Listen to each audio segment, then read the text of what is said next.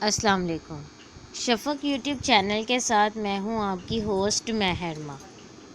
دی million dollar سپاہی 19 مئی 1965 کو رات 3:30 بجے دمشق کے چوک شہداء پر ہزاروں تماشائیوں، ملکی اور غیر ملکی صحافیوں اور ٹیلی ویژن کیمروں کے سامنے اسرائیلی تاریخ کے ایک مایہ ناز جاسوس کو پھانسی پر لٹکا دیا گیا۔ ایلی کوہن 16 دسمبر 1924 کو سکندریہ مصر کے ایک یہودی گھرانے میں پیدا ہوا تھا۔ اس کے ماں باپ شام سے ہجرت کر کے یہاں آباد ہوئے تھے۔ اس کا باپ سکندریہ کے بازاروں میں ریشمی ٹائیوں کا کاروبار کرتا تھا۔ اس کے 8 بچے تھے۔ ایلی کوہن اور اس کے دوسرے بہن بھائیوں کی پرورش سخت مذہبی ماحول میں ہوئی تھی۔ اسکول میں وہ ایک ذہین ترین طالب علم تھا۔ ریاضی اور غیر ملکی زبانوں میں وہ بے حد قابل تصور کیا جاتا تھا۔ اس نے فرانسیسی اور عبرانی پر کافی عبور حاصل کر لیا تھا۔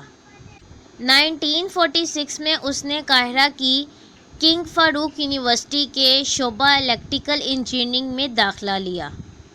14 مئی 1948 کو جب ڈیوڈ بن گوریون نے تل ابیب کے میوزیم میں کھڑے ہو کر اسرائیل کے قیام کا اعلان کیا تو اس کے کچھ ہی دنوں بعد عرب اسرائیل جنگ چھڑ گئی۔ اس جنگ کے اثرات مصر کے یہودیوں پر بھی نمودار ہوئے۔ یہاں ان کی پکڑ دکڑ کا وسیع سلسلہ شروع ہوا۔ ان کی جائیدادوں کو بحق سرکار ضبط کر لیا گیا اور کاروباروں میں اضافی ٹیکس لاگو کر دیے گئے۔ ان حالات میں ایلی کوہن کو یونیورسٹی چھوڑنی پڑی۔ جنگ میں عربوں کو شکست کا سامنا کرنا پڑا۔ اس کے نتیجے میں مصری یہودیوں کو ایک بار پھر تشدد کا نشانہ بننا پڑا۔ ہزاروں یہودیوں خاندان چوری چھپے اسرائیل فرار ہونے لگے۔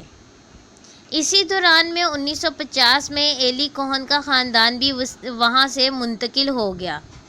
کوہن نے ان کے سفر کا انتظام کیا مگر خود جانے سے انکار کر دیا۔ وہ اگلے 6 سال تک ان سے نہ مل سکا۔ وہ یہودیوں کے ایک مقامی خفیہ تنظیم میں شامل ہو گیا جو مصر سے یہودی خاندانوں کی اسرائیل منتقلی کے لیے کام کرتی تھی۔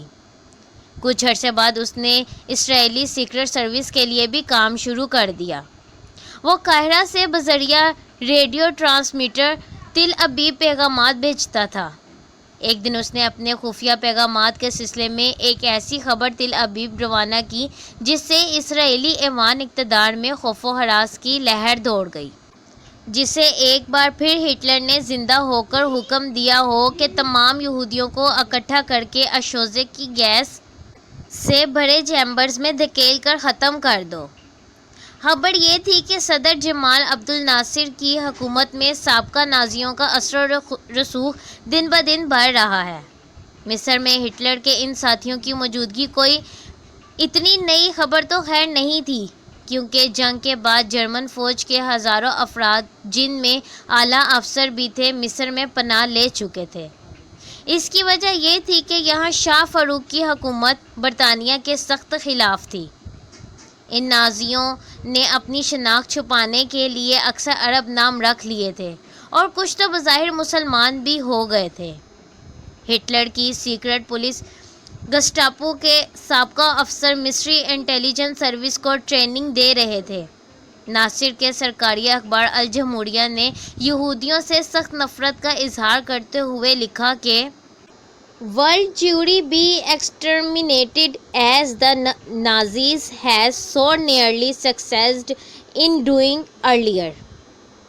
اکتوبر 1956 میں حالات اور بھی خراب ہو گئے جب نہر سویز کے مسئلے میں اسرائیل نے برطانیہ اور فرانس کے ساتھ مل کر مصر پر حملہ کر دیا۔ اس پر مصری حکومت نے مقامی یہودی آبادی پر مزید سختی کا حکم دے دیا۔ انہیں بالکل جنگ عظیم دوم کی طرز پر علیحدہ شہری علاقوں میں منتقل کر دیا گیا۔ سینکڑوں کو گرفتار کر کے جیلوں میں ٹھونس دیا گیا۔ ان پر مختلف بہانوں کے تحت بھاری جرمانے عائد کیے گئے۔ یہودی عبادت خانے، اسکول اور ہسپتال بند کر دیے گئے۔ عبرانی زبان ممنوع قرار دے دی گئی، حتیٰ کہ یہودی عبادات میں بھی اسے بولنے کی اجازت نہیں تھی۔ یہودی ڈاکٹروں اور پیشہ ور افراد کو کام کرنے سے روک دیا گیا۔ شہر کے ریسٹورنٹ اور کیفے پر تختیاں وضع کر دی گئیں، جن پر جعلی حروف میں لکھا ہوا تھا "نو جیوز اور ڈاگز الاؤڈ"۔ پکڑ دھکڑ کی اس نئی لہر میں ایک دن پولیس ایلن کوہن کو بھی پکڑ کر لے گئی، لیکن وہ پوچھ گچھ کے دوران پولیس کو اس بات پر قائل کرنے میں کامیاب ہو گیا کہ وہ یہودی تو ہے مگر کسی زیر زمین خفیہ یہودی تنظیم کے ساتھ منسلک نہیں ہے۔ چند روز بعد اسے رہا کر دیا گیا، مگر ساتھ ہی اسے مصر سے نکل جانے کا حکم ملا۔ 20 دسمبر 1956 کو کوہن نے اپنے آپ کو ریڈ کراس کے ایک بحری جہاز پر پایا۔ یہ جہاز سکندریہ کی بندرگاہ سے ہزاروں یہودی خاندانوں کو اسرائیل لے جا رہا تھا۔ اس کے پاسپورٹ پر امیگریشن والوں نے ایک مہر لگا دی: "not valid for return to ایگپٹ"۔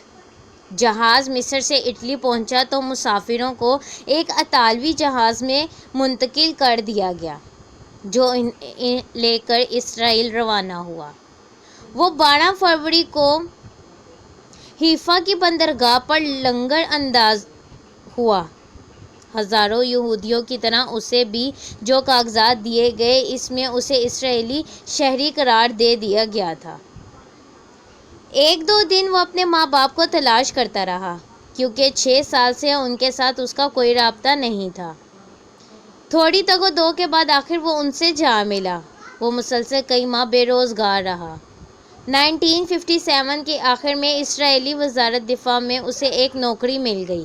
اچانک نوکری کا ملنا محض ایک اتفاق نہیں تھا۔ اسرائیلی خفیہ ادارے اس کے قیام مصر کے دوران اس کی تمام زیر زمین سرگرمیوں سے واقف تھے۔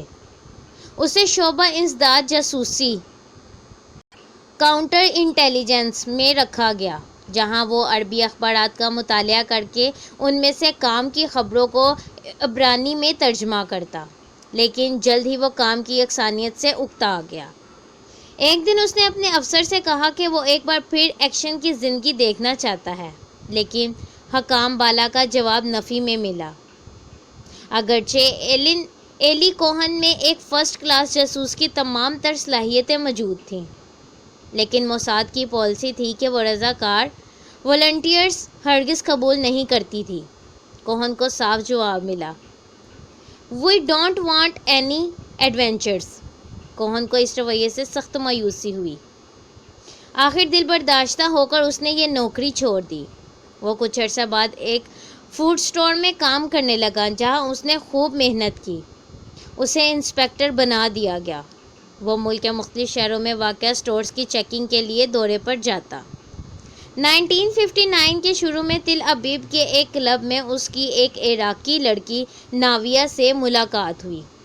وہ ایک مقامی ہسپتال میں نرس تھی۔ دراز قد، گہری نیلی آنکھوں والی، چند دنوں کی یہ ملاقات بالآخر ایک دن شادی پر منتج ہو گئی۔ انہوں نے بحیرہ احمر کے کنارے ہنی مون منایا۔ اب کوہن ایک نئی اور کامیاب زندگی گزار رہا تھا۔ اسے کمپنی اچھے خاصے پیسے ادا کرتی تھی۔ دی ملین ڈالر سپاہی کی زندگی کی داستان ابھی جاری ہے۔ مزید تفصیل سے جاننے کے لیے اور اس کا اگلا حصہ سننے کے لیے ہمارے چینل کو لائک اور سبسکرائب کرنا مت بھولیں، تاکہ ہماری نیوز اور اس کا اگلا حصہ آپ تک بروقت پہنچ جائے۔ شکریہ۔